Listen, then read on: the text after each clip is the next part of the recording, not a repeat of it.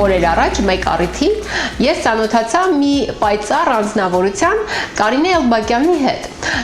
որն ինձ զրույցի ընթացքում ասաց, որ մշտապես հետևում է մեր ամենից ամենաեթերներին, մեր ամենից ամենահյուրերի կյանքի պատմություններին, իրենց կյանքի շրջադարձային իրադարձություններին, ու բնականաբար ես հետաքրքրվեցի իսկ ինքն ինչով է զբաղվում ու լսեցի մի կյանքի պատմություն, որն իսկապես շատ ուշագրավ էր, եւ հետաքրքրականն այն էր, որ ճակատագիրը տիկին Էլբակյանի համար պատրաստել էր իսկական հրաշք։ Սա իսկապես նախախնամություն էր, որի արդյունքում տիկին Կարինեն սկսեց զբաղվել մի գործով, որով երբևէ չէր զբաղվել։ Խոսքը անկողնային պարագաներ կարելու մասին է,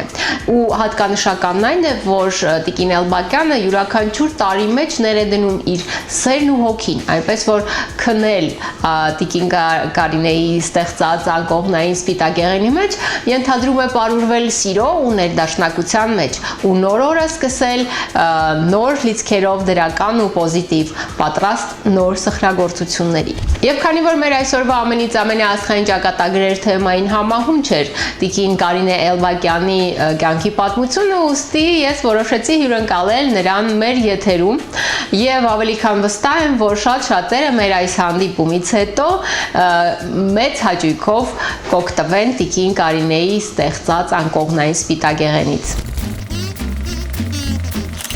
Կյանքի պատմությունը սկսվեց այստեղից, որ ընդունվեցի Պոլիտեխնիկ ինստիտուտ, մեկ շաբաթվա ուսանողուհի էի, արդեն հանդիպել էի կյանքի ընկերոջը, ասաց, որ մենք ամուսնանում ենք, ամուսնացել ենք, ունեցել ենք 3 զավակ, 2 աղջիկ, 1 տղա։ Երբ որ արդեն երեխաներս մեծ էին, բարձրագույն հաստատություններում սովորեցին, 3-ն էլ աշխատում էի հարսանյաց սրահում որպես դիզայներ։ Հետո 8 տարուց ավել աշխատեցի տեքստիլ ոլորտում, կարում էինք մանկական հագուստ։ Առաջին աշխատանքս, որ ինքնուրույն արել եմ ինձ համար, եղել է իմ աղջնակ թորնիկիս գեստը։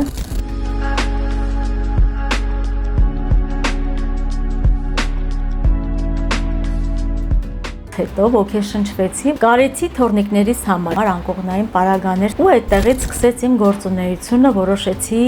հոգի ներդնեմ անկողնային պարագաների մեջ։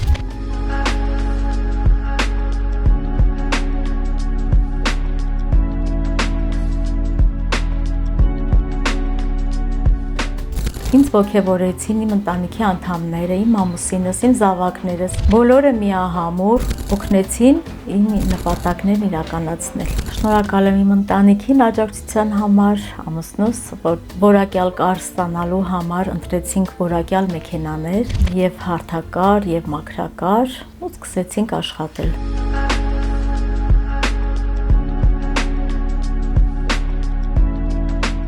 Աղջիկներս օգնում էին ձևելու հարցում, կարելու հարցում, ճաշակի հարցում։ Հիմնականում որոշումը իմներ լինում վերջնական, տղաս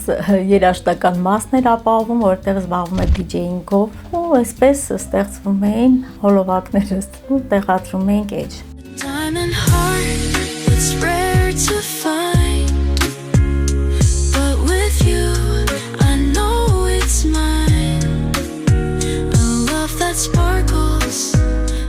Սկսեցին